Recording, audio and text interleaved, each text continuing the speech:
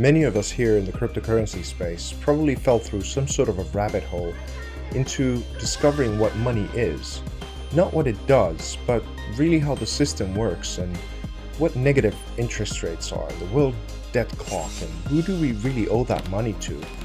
And a whole bunch of things that we're now trying to preserve in order to put our values somewhere. And along the way with this big kind of thing, as cryptocurrency now is over 10 years old, some of us have lost our way a little bit in terms of tribalism and those kinds of things. So what this art piece is really trying to do is to look at the history and function of money from the US perspective during the last 100 years, if not further, and then keep the big picture in mind.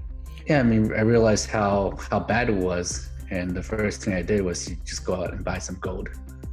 And as this is a commission piece by the LItecoin Foundation, let there be light.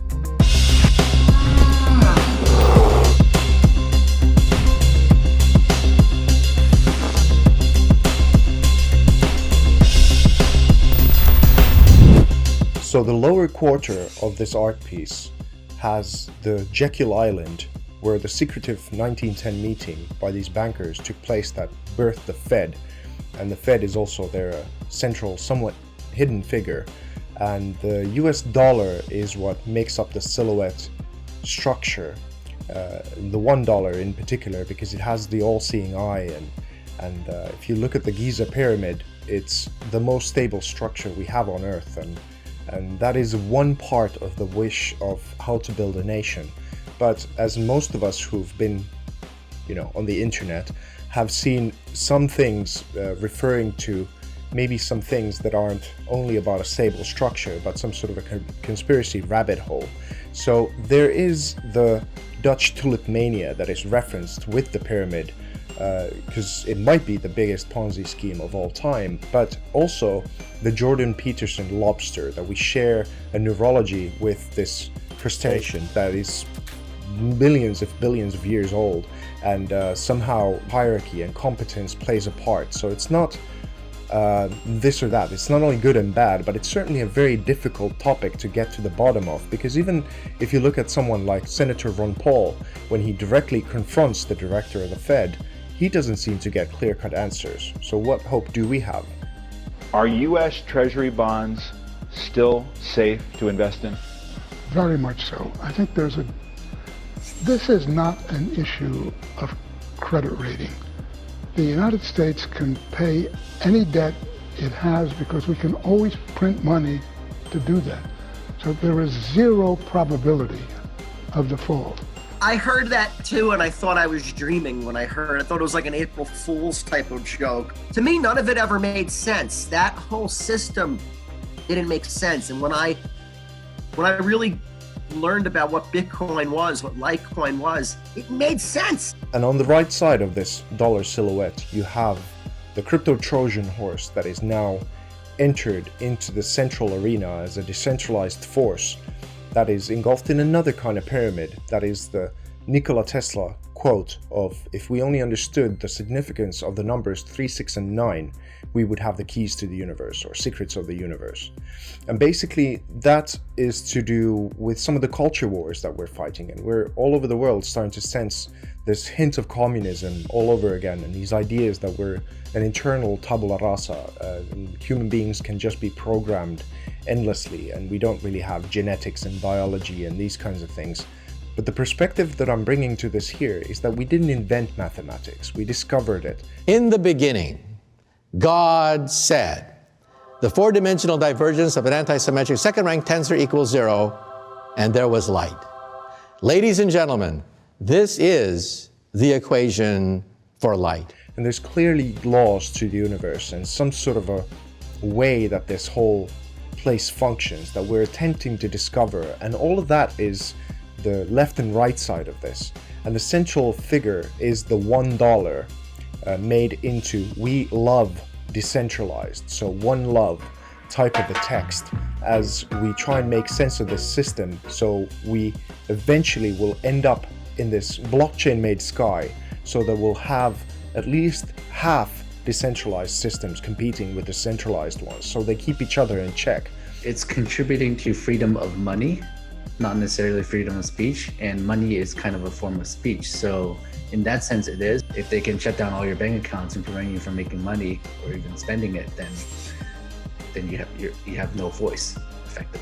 That next line of defense in freedom of speech, freedom of the ability to have accountability of your money in your hands at all times, not just when the banks are open, not just when the governments deem you it's okay to send it from this point to this point.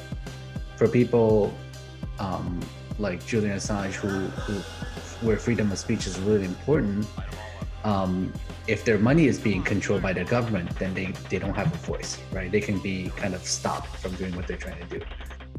We've never had money as good as crypto, right? A form of money where it's censorship resistant, it's just all the properties of good money. And we have the Statue of Liberty from behind, because essentially the majority of these battles are happening behind the scenes, and you have to be a little bit in the know to understand what is really what. And the majority of people don't really care about systems that work. If Litecoin and Bitcoin becomes really successful, if it really becomes mainstream, I think it will be in a state where people don't even know that they're using Bitcoin or Litecoin or whatever cryptocurrency. We don't get taught what money is in schools, and it's quite a rabbit hole to go through, and most people still think that the gold standard is a thing. But it's also a bottom-up type of thing that most of us who've been money or crypto advocates for a while realized that there's a whole bunch of people who don't really care, and there's a lot of leeway that happens to the top because people from the bottom don't care, and vice versa. There was that ant that stood up to me. Yeah, but we can forget about him. Yes.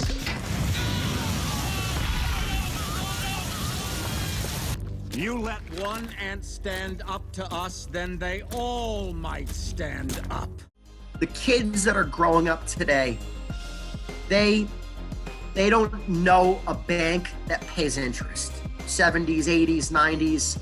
These banks paid you big interest. So I remember growing up as a kid, and my mom had me open my first bank account. And I always, even as a little kid, I questioned, and I said, well, why am I going to put my money in this bank, Mom? And she said, well, because you earn interest. And I remember being a little kid, I said, well, that sounds pretty cool. You get money in the bank. Well, that's gone, because forget that there's no interest. All the banks charge you now to hold your own money. So this is what it's attempting to be. It's a kind of contemplation on this whole thing. Not necessarily just saying this is good or bad, because we certainly have our bad actors in the crypto space as well.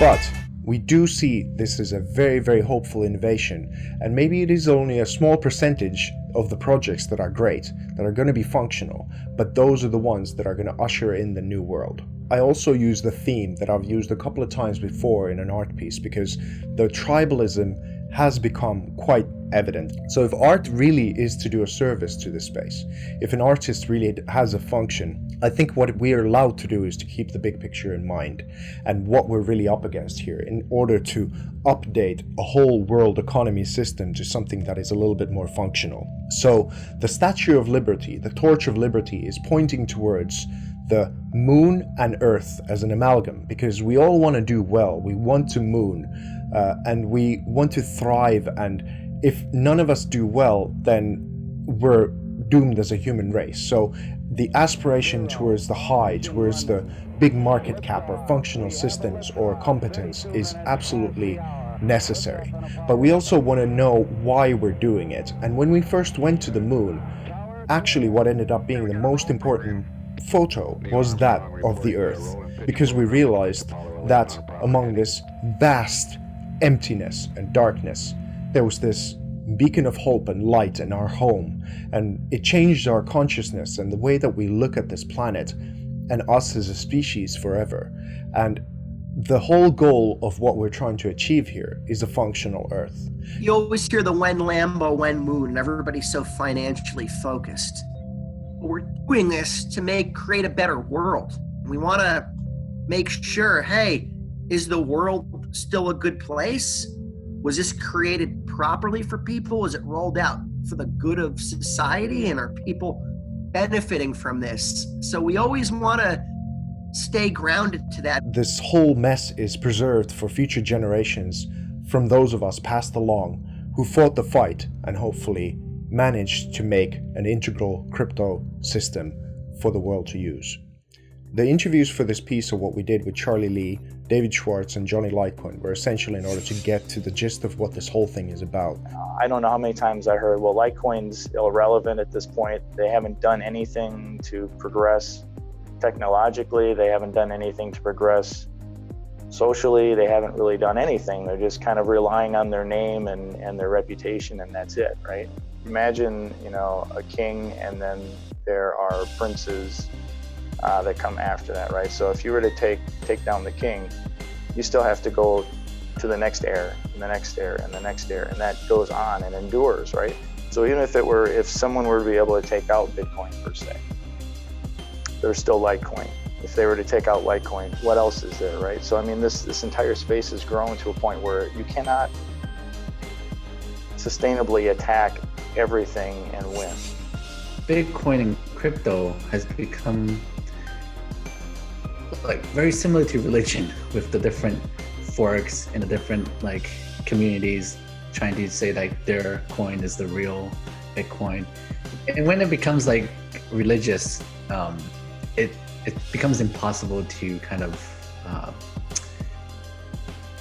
argue against.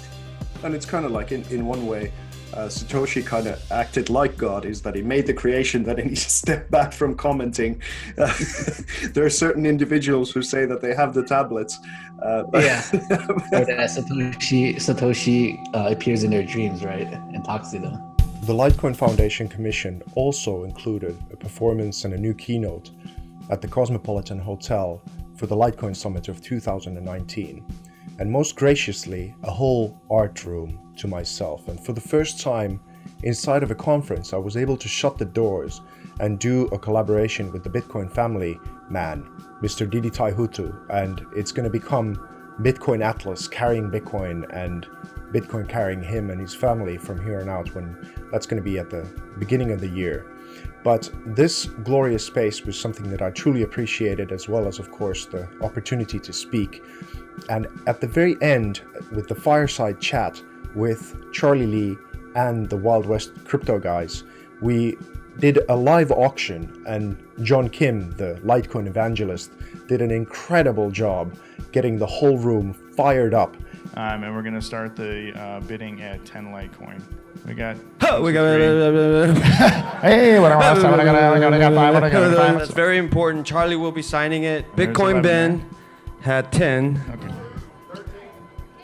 All right. 15. Woo! Do we have 16? 16. Charlie Lee has 16. Awesome. No, just to say, the starting price for this, if you buy it commercially, is 1 Bitcoin. So, you're getting a bargain right now.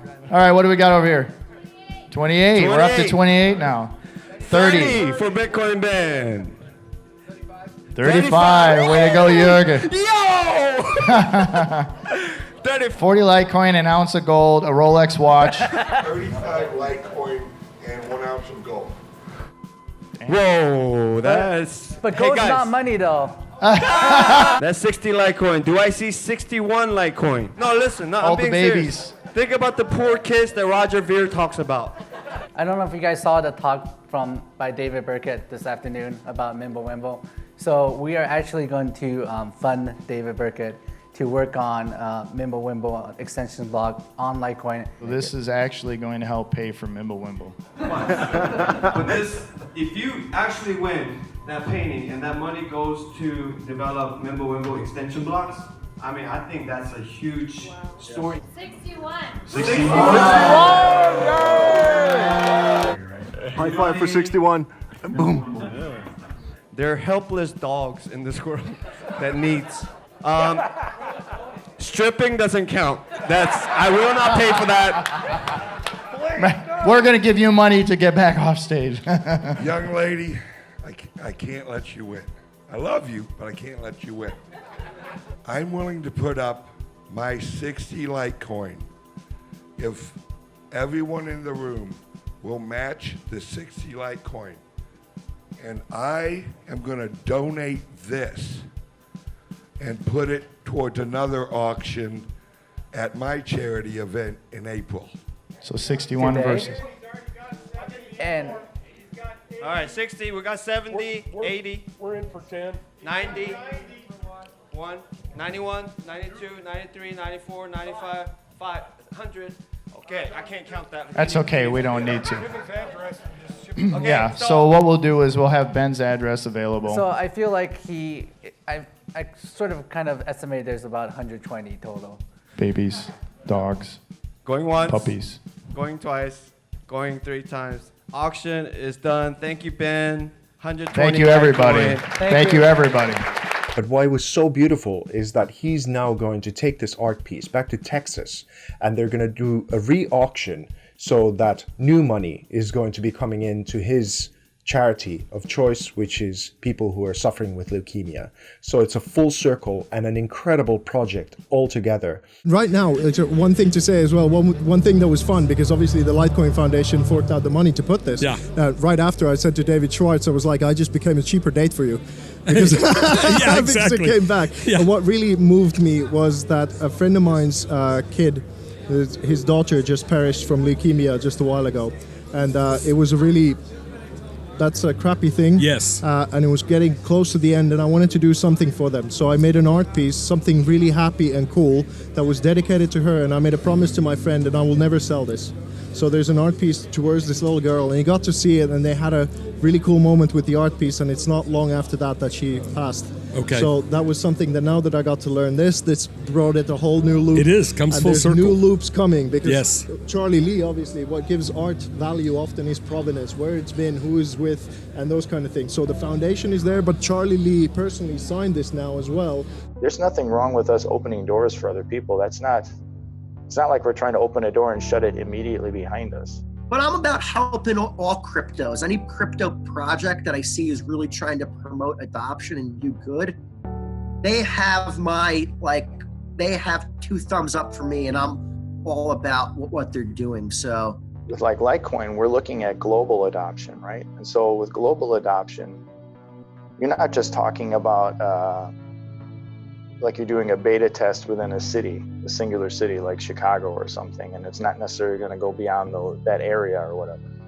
You're talking about reaching every continent on the planet where there's people inhabiting them.